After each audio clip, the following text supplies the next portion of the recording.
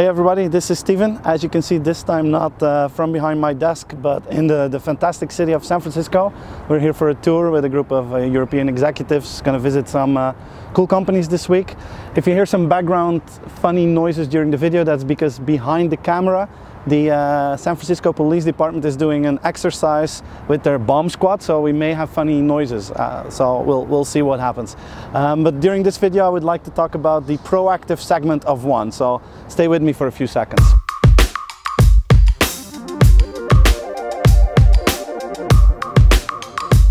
You know, if I studied marketing 100 years ago, there was this famous quote. They said, if you are not thinking in segments, you're not thinking at all. That's the quote I had to learn by heart. And then we had this whole chapter in marketing about segmentation.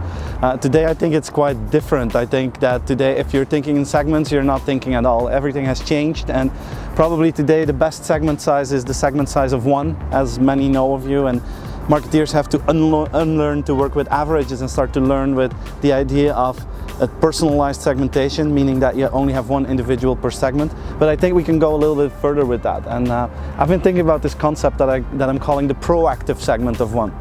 If you know the amount of data that we're having and the amount of data that will allow us to anticipate to certain things, I think we can be very proactive in segmentation. I think we're moving to this world where every product and service will completely be personalized. You know, last week we were here just around the corner on Market Street. We went to this venue from Autodesk, and they were working on a concept there for Nike. And Nike wants to have sensors in all their stores, and with those sensors they can make the perfect shoe for you, and then they're going to 3D print that perfect shoe for you. So it's not the question anymore what is your size, but the question is what is the shoe that will be perfect for your feet. So that's the proactive segment of one. I've heard a very interesting concept in Holland as well, where they have automated lanterns, lighting poles in the city of Eindhoven. And in this street where a lot of youngsters are going out and there's a lot of drinking going on, there's also a lot of fighting going on in that street, and they installed smart lanterns.